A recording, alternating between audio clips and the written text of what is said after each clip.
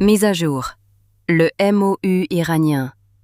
Quand un papier juridiquement sans valeur fait danser les rats, le guerrier prépare sa frappe finale. En silence. Le MOU. L'instrument parfait de Sun Tzu. Le stratagème ultime avant l'effondrement final de l'Iran. Que la fête commence. Par Pascal Najadi et Yael R. Eastman. L'image s'ouvre sur le pont d'un navire, à la lisière de l'aube. La mer s'étend, plate et argentée jusqu'à l'horizon, et le ciel se fond, du bleu profond vers une fine bande d'or. Les cordages tendus tranchent la lumière. À droite, un dôme satellite blanc et un mât radar veillent sur la proue, et au loin, la silhouette à peine visible d'une côte. Au-dessus de tout cela, le globe orange de l'agence tourne, une seule flèche encerclant le monde. Le calme avant la tempête. Le calme avant la tempête. Washington, D.C. Jeudi. Les gros titres ont tonné. Les négociateurs des États-Unis et de l'Iran sont parvenus à un accord sur un protocole d'entente, un MOU. Une prolongation de 60 jours du cessez-le-feu qui a mis fin à la guerre déclenchée le 28 février 2026 et la réouverture du détroit d'Ormuz. Lisez les petites lignes. La Maison-Blanche a confirmé que le document attend encore une seule signature, celle du président. Comme l'a dit le secrétaire au Trésor Scott Bessent depuis le pupitre, tout dépend de ce que le président veut faire. Voilà toute l'histoire, en 8 mots. Un mot n'engage personne. En des décennies passées dans la banque d'affaires, j'ai appris ce que cet acronyme signifie vraiment dans la pratique. Maybe only useless. Peut-être seulement inutile. C'est l'accessoire favori de l'escroc. La lettre nigériane. L'arrangement de café, négocié par des hommes qui n'ont jamais vu l'intérieur d'une vraie banque. Les maisons sérieuses le traitent comme une simple courtoisie préliminaire, jamais comme un engagement. Je n'ai pas appris cela dans les livres. Je me suis hissée, de stagiaire à l'UBS à Zurich en 1987, jusqu'au conseil d'administration de Kleinwort Benson, l'une des plus anciennes banques d'affaires de Grande-Bretagne, fondée en 1786. J'ai négocié de la finance souveraine et géostratégique à travers l'Europe centrale, l'Eurasie, le Proche-Orient et l'Afrique. Et j'ai refusé, par principe, de poser le pied dans les capitales voyous, où le risque de réputation engloutissait tout profit honnête. J'ai dit à mon regretté collègue et vice-président, le très honorable Lord Walker of Worcester, que certaines portes ne valent pas la peine d'être ouvertes, à aucun prix. Et chaque fois qu'un interlocuteur tendait la main par-dessus la table pour proposer de signer un MOU, je trouvais l'excuse la plus rapide pour être dans le prochain avion. Un papier qui n'engage personne n'est pas un accord, c'est du théâtre. Ce à quoi je me fie depuis 30 ans est plus ancien et plus dur. La sagesse stratégique de Sun Tzu, qui tient depuis plus de 2000 ans, là où chaque MOU se dissout au matin. Lisez ce MOU pour ce qu'il est, une baisse temporaire du pétrole. Le président Trump, maître de l'art du deal, et l'un des plus fins élèves que Sun Tzu n'ait jamais eu, a offert à Téhéran le calme avant la tempête. Il l'a dit clairement cette semaine. Le régime est à bout de souffle. Et s'ils ne rendent pas ce qu'ils doivent rendre, selon ses propres mots, l'homme à ma gauche va les achever. Trump, souriant à son secrétaire à la guerre Pete Hegseth, que je surnomme en signe d'admiration Captain America. Marco Rubio a tracé la même ligne, dans sa rhétorique nonchalante et décisive. Ce problème sera réglé, d'une manière ou d'une autre. Le vice-amiral en retraite Robert Harward, ancien commandant adjoint du commandement central des États-Unis et membre du Iran Policy Project au Jewish Institute for National Security of America, un guerrier que je tiens en très haute estime, a défendu la même vérité en public. Le temps joue en faveur de Washington, et la pression soutenue pousse le régime vers la capitulation, et non vers une poignée de main. Ne vous y trompez pas.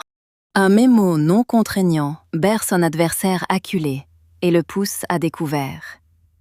Le pétrole se ramollit. Le cycle de fausses nouvelles s'achète un dernier gros titre avant la pause estivale. Et les mauvais acteurs, dans les bunkers de Téhéran, commencent à bouger, à se regrouper, à appeler leurs complices. Pendant que la guerrière que j'admire tant et son orbite sentinelle de 18 agences de l'alphabet gagne le seul avantage qui décide de tout.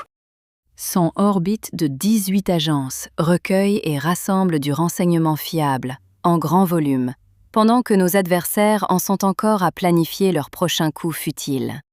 Un organigramme emplit maintenant l'écran, tracé en ligne d'or sur un bleu de minuit profond. Au sommet, le sceau à l'aigle du bureau de la directrice du renseignement national. En dessous, un seul nom. Tulsi Gabbard, supervision totale. De là, l'architecture descend, palier après palier. Les grands services stratégiques, le renseignement d'origine électromagnétique, géospatiale, la reconnaissance. Les composantes du renseignement militaire, les bras de la sécurité intérieure et de la police, les centres de contre-espionnage et de sécurité, jusqu'aux garde-côtes au pied de la structure. Toute la machine silencieuse du renseignement américain, cartographiée sur une seule page par l'agence, à partir de sources non classifiées. Voilà l'orbite. La super-arme silencieuse, ultra secrète, dirigée par la directrice du renseignement national, Tulsi Gabbard, respire l'information, le temps et le tempo contre nos adversaires, comme nous respirons l'oxygène depuis la naissance. Concentré comme un laser. Discipliné comme toujours. Dans le silence absolu. Commencez-vous à décoder mon écriture ici? Saisissez-vous bien où je veux en venir. Écrit depuis l'expérience, avec une autorité méritée. Oui, exactement. Ne soyez pas timide. Les fous de Téhéran. Chaque vestige du régime terroriste islamiste décapité sont pris dans une situation sans issue. Qu'il s'agisse d'un ancien parlementaire du Parlement fantoche, d'un mollah enturbané ou d'un opérateur fanatique de l'IRGC fracturé et écrasé, la seule question qui leur reste est binaire. Seront-ils tués ou sauvés par les États-Unis? Et croyez-moi, la majorité de ces fous veulent rester en vie. Le suicide exige une vraie peur et du courage, ou une bonne dose de substance qui altère l'esprit, mêlée d'alcool. Pire encore pour eux, ils savent mieux que quiconque qu'aucune 70aine de vierges ne les attend en enfer. Parce que ce sont eux-mêmes qui ont scénarisé et imposé ces mensonges à leurs propres compatriotes. Oui, le temps appartient aux seuls dirigeants assez audacieux et assez hardis pour planifier et exécuter l'opération de guerre la plus efficace depuis que les guerres existent. En seulement 67 jours, il a atteint l'objectif de la mission. Le plus beau, le plus grand accord de sa vie de gagnant durement gagné. La reddition totale de Téhéran, format Japon, 1945. Sans le fardeau de la reconstruction d'une nation, ni de la gestion d'un territoire que les États-Unis n'ont jamais voulu, au départ. Oui, cet homme est l'unique commandant en chef, président des États-Unis, Donald John Trump. Wow! Il est pour moi le président américain le plus intelligent et le plus travailleur depuis le président général George Washington.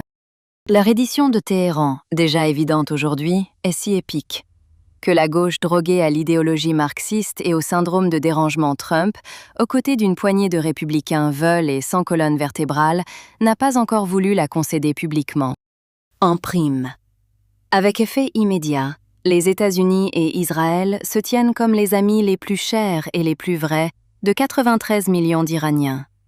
Et le commerce socio-économique bilatéral s'approfondira à une échelle massive pour les générations à venir. La doctrine Trump, à laquelle je suis fidèle depuis 1985 et que j'ai activement, dans le silence le plus discret, aidé à soutenir. La paix par la force et l'Amérique d'abord. A désormais été éprouvée et validée par Epic Fury 2026. Le système Poutine et le régime iranien déchu sont-ils surpris par mon apparition ouverte, totalement inattendue? À la tête d'une unité de renseignement privée, non partisane, pleinement autarcique, à but non lucratif, à 2 opérateurs, au 1500 K Street Nord-Ouest à Washington, D.C. À 5 minutes de marche de la Maison-Blanche, de l'autre côté de Lafayette Square. Je parie que oui. Et sur ce point, je me permets de me réjouir. Enfin, je peux répondre à leurs innombrables manœuvres contre moi et ma famille. Non par la vengeance, non. Mais simplement en leur souriant et en vivant une vie bien meilleure dans la modestie. Heureux, comblés, avec un dessein validé. Toujours faire passer la mission en premier. Ne jamais troquer la défaite contre le prix de mon âme. Continuer d'avancer. Maintenant, avec effet immédiat, ouvertement, avec toute l'élégance que le moment permet. Fini de me cacher. Fini de m'inquiéter des situations. Avec ce luxe rare de partager, ici, avec vous, à travers les décennies à venir. Et de le faire en gardant le cap sur ma doctrine. Ne jamais se vendre. Pas pour l'argent, pas pour la gloire, pas pour des médailles, pas pour un titre. À tous ces contacts à Moscou, et à ceux qui sont sans doute encore en vie à Téhéran et ailleurs, et qui me maudissent à présent parce qu'ils comprennent enfin qu'ils n'ont jamais pu me manipuler. Je dis doucement. À la manière de Ricky Gervais animant les Golden Globes avec un sourire en coin. Je m'en moque. Non, pardon. Je ne me suis jamais soucié de vous. Je n'ai jamais vraiment tenu qu'à des États-Unis et à une Suisse fort, sain et prospère. Pour moi, les deux ne font qu'un seul et même ensemble. Garantir et nourrir la paix et la liberté dans le monde. Et maintenant, regardez notre deuxième acte. Un acte qui n'a pas de limite de temps et ne connaît pas de frontières. Et qui opère dans le silence absolu. Opération Economic Fury. Avec les compliments du président Trump et de ses opérateurs en douceur. Le secrétaire Scott Bessent, épaulé sur le plan opérationnel par ses collègues, le secrétaire d'État Marco Rubio et l'immense orbite de renseignement de la directrice du renseignement national Tulsi Gabbard et de son successeur. Que la fête commence! À l'écran à présent, la célébration à l'état pur. 4 jeunes femmes en chemise blanche impeccable et en jeans bondissent pieds nus sur une plage ensoleillée, riant, lançant des signes de victoire vers le ciel. Derrière elles, la bannière étoilée claque, déployée dans le vent. Dans leurs mains, une banderole. Opération Economic Fury. Force, prospérité, liberté. Un taureau à la charge, une flèche qui monte, un globe, une ligne d'horizon urbaine et la cargaison du commerce mondial. L'océan déferle derrière elle et la marque de l'agence se tient à chaque coin, orange à gauche, blanche à droite.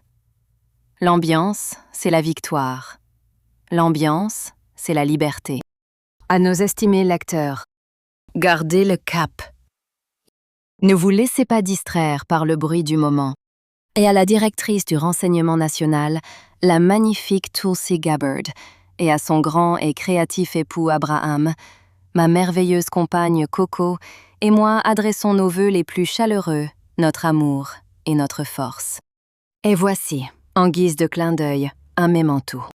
Certains sont plus égaux que d'autres. Quand JP Morgan a hissé le drapeau blanc devant mon cuirassé, quand la République de Croatie a lancé ses appels d'offres aux grandes banques d'investissement, les plus malins savaient déjà comment l'histoire se termine. Je suis Wall Street jusqu'à la moelle, façonné par Merrill Lynch.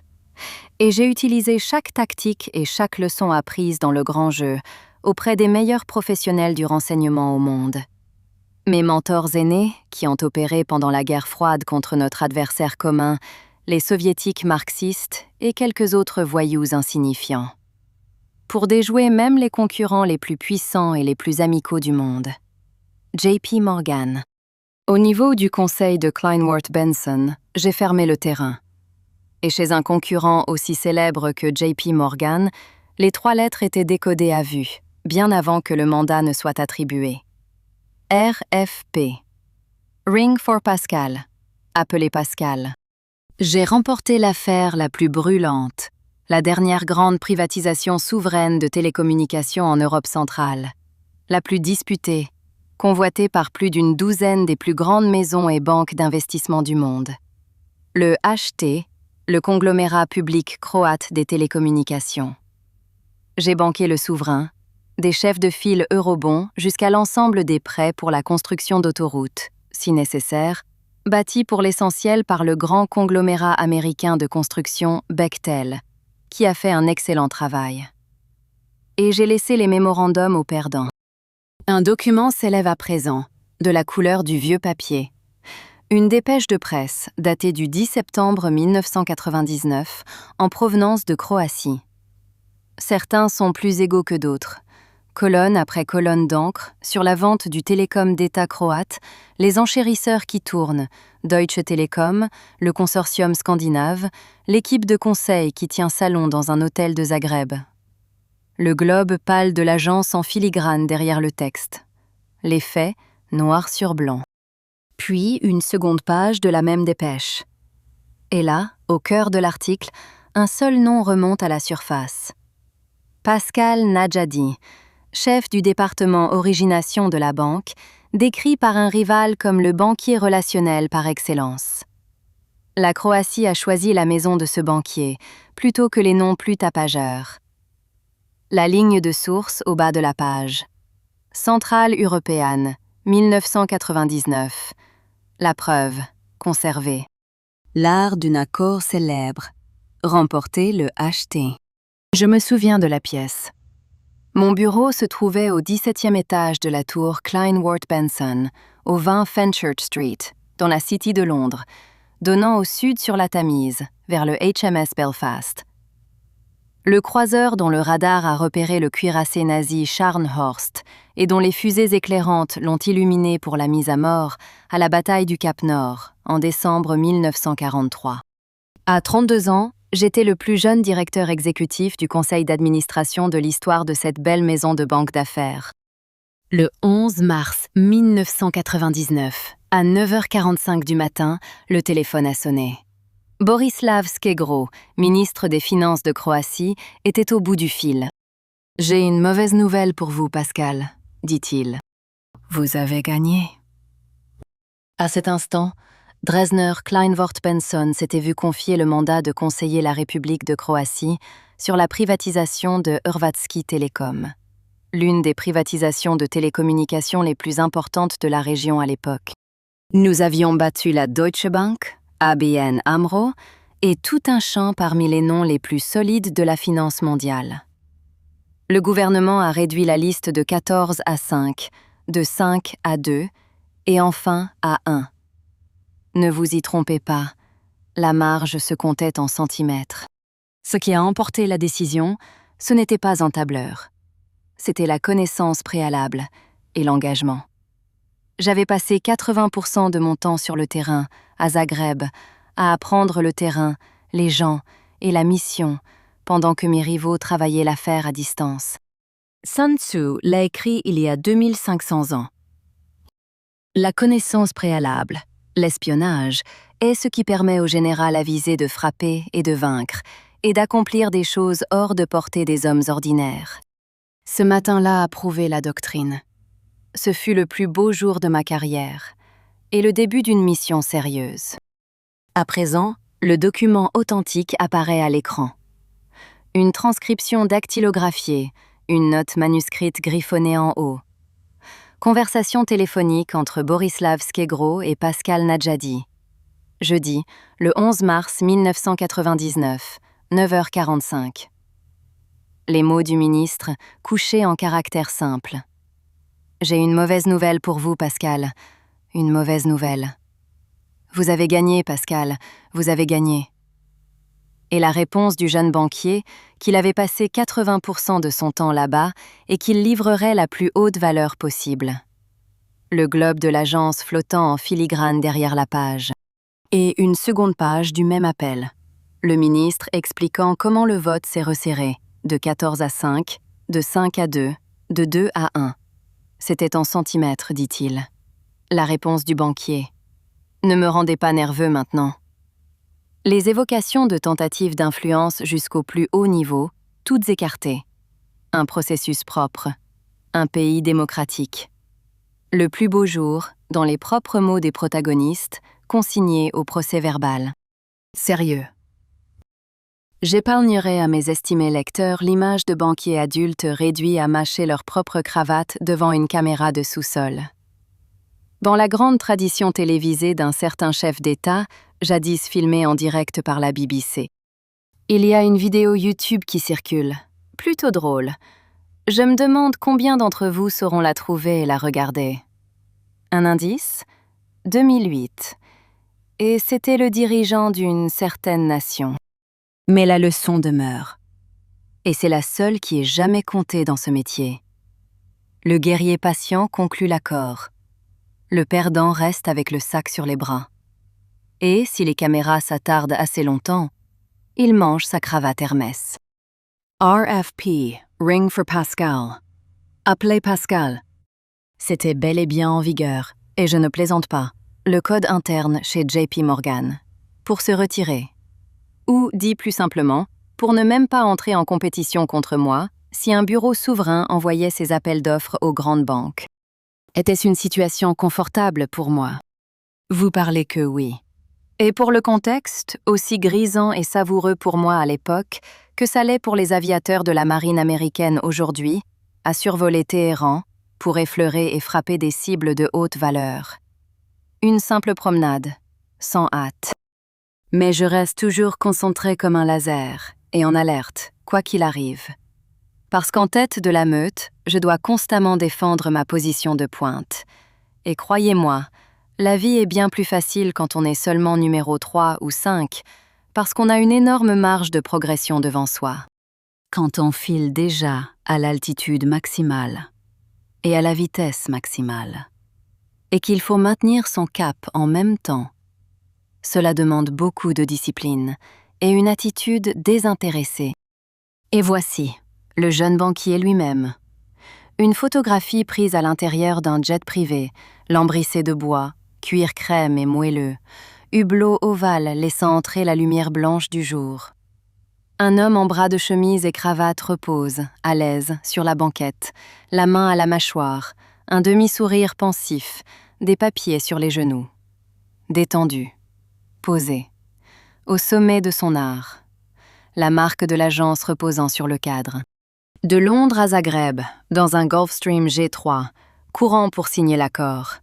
Trop rapide pour que quiconque me rattrape. JP Morgan avait déjà été déjoué, et au moment où les roues ont quitté la piste, je leur ai dit, tranquillement, ce que les faits révéleraient plus tard. Je n'ai jamais misé sur un MOU. Jamais, de toute ma carrière, je n'ai pris une page non contraignante pour un accord, ni une courtoisie pour un engagement. C'est la discipline qui sépare le banquier qui conclut de celui qui reste avec le papier sur les bras. J'ai remporté la privatisation du télécom croate, j'ai banqué le souverain et j'ai laissé les mémorandums aux perdants. Je n'ai jamais misé sur un MOU. Jamais, de toute ma carrière, je n'ai pris une page non contraignante pour un accord, ni une courtoisie pour un engagement. C'est la discipline qui sépare le banquier qui conclut de celui qui reste avec le papier sur les bras. J'ai remporté la privatisation du télécom croate, j'ai banqué le souverain et j'ai laissé les mémorandums aux perdants. Sur la stratégie et le code de conduite chez Geostrat Agency LLC. Ainsi, seul le souverain éclairé et le général avisé sauront employer la plus haute intelligence de l'armée à des fins d'espionnage. Sun Tzu, L'art de la guerre, chapitre 13. L'emploi des espions. Un mot de la secrétaire exécutive. Geostrat Agency LLC est une unité de renseignement privée à but non lucratif, souveraine, géostratégique et une opération de publication au 1500 K Street Nord-Ouest à Washington, D.C. À 5 minutes de marche de la Maison-Blanche, de l'autre côté de Lafayette Square et à 2 pas du bureau de Washington de la directrice du renseignement national Tulsi Gabbard. Et pourtant entièrement indépendante et autarcique. Nous ne détenons aucun compte bancaire. Nous n'acceptons aucun donateur. Nous ne répondons à aucun parti, ni à aucun intérêt étranger. Nos rapports sont publiés intégralement et ouverts à tous, gratuitement et sans aucun mur payant. Notre bilan de prévision sur Epic Fury 2026 repose sur des appels confirmés par les événements. À ce jour, aucun n'a été démenti. Une aile d'avion, à l'extrémité orange, tranche un ciel de rose et de violet, très haut au-dessus d'une mer de nuages sans fin au coucher du soleil. La marque bleu profond de l'agence repose au centre, et en dessous, les mots. Voir au-delà de l'horizon. Façonner le monde avant qu'il ne bascule. Soyons clairs, ce n'est pas nous qui décidons. Nous rapportons quand nous entendons une décision. Le cap est fixé, la lecture est constante, et le signal ne change pas parce que les gros titres, eux, ont changé. Sur le compte-rendu, à nos conditions. Geostrat Agency LLC n'accorde aucune interview. Nous faisons l'information. Du signal, pas du bruit. Ce rapport est déclassifié, publié le 26 mai 2026 par le bureau de la secrétaire exécutive. Archive public. P. Nejati, 1967.substack.com. Geostrat Agency LLC, 1500 K Street Nord-Ouest, Washington, D.C., États-Unis. +1 771 203 06 10. À 5 minutes de marche de la Maison-Blanche, de l'autre côté de Lafayette Square. Privée, à but non lucratif, souveraine. Ne devant rien à aucun parti, donateur, ni intérêt étranger. Joining me now, Mike Pompeo, the former Secretary of State, CIA Director, now a Fox News contributor. Thank you very much. It's always good to have you here, sir. What's your take? Because we don't know now what President Trump decided in the Situation Room, whether or not he decided there's not going to be a deal and we go back to an active war situation here, or whether or not he sees some compromise that's enough to deal with. Martha, great to be with you. Look, we of course don't know how President Trump will handle this, other than to say President Trump has already accomplished a great deal, right? Reducing their capacity to enrich uranium, taking out significant pieces of their ballistic missile program, and harming the Iranian economy deeply and putting pressure on the regime. So those are all those are unrecoverable for the Iranians in the short term. The risk is that if we start providing resources to the Iranians, we know this, Martha, there's a lot of history. No matter what they put on a piece of paper, no matter what the MOU or the second agreement says, the moment they get a chance, they're going to go back and rebuild those programs. This regime is incorrigible, is a theocratic organization. And make no mistake, their intention is to try and play this along, to get the money, to get the release, to get the blockade released so they can sell their oil and restore what it is President Trump has rightfully taken out. You know, despite the fact that we made so much military progress, which you just outlined, and did irreparable damage, or at least for the near term, irreparable damage to their nuclear program, they seem to be approaching this in a way that has some level of confidence. Do you think that there is, and do you think China's involved here? Do you think China is giving them any confidence that they're going to help them get their oil out another way? There's some suggestion that they're doing that to some extent. Where do you think, or is that just a big facade and they're about to buckle? Martha, hard to know. I don't know precisely what's going on inside the regime other than this. It is clear that the regime is fractured. There are multiple voices there, but all of them believe that the United States and Israel should be wiped from the face of the earth. There's unity on that.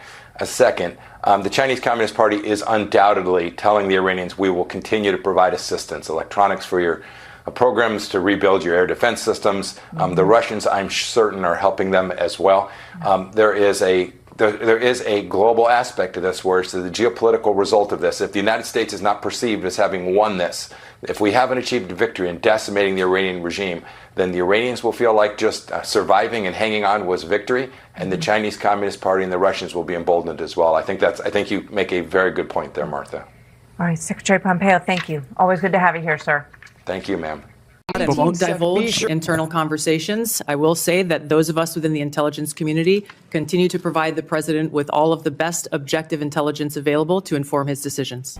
The last what the world wants is an insecure United States. We need a strong, healthy, wealthy, self-competent, not warmongering United States to keep peace. It's the way your president is managing things, President Trump, that is. War in this context and in pursuit of peace is necessary.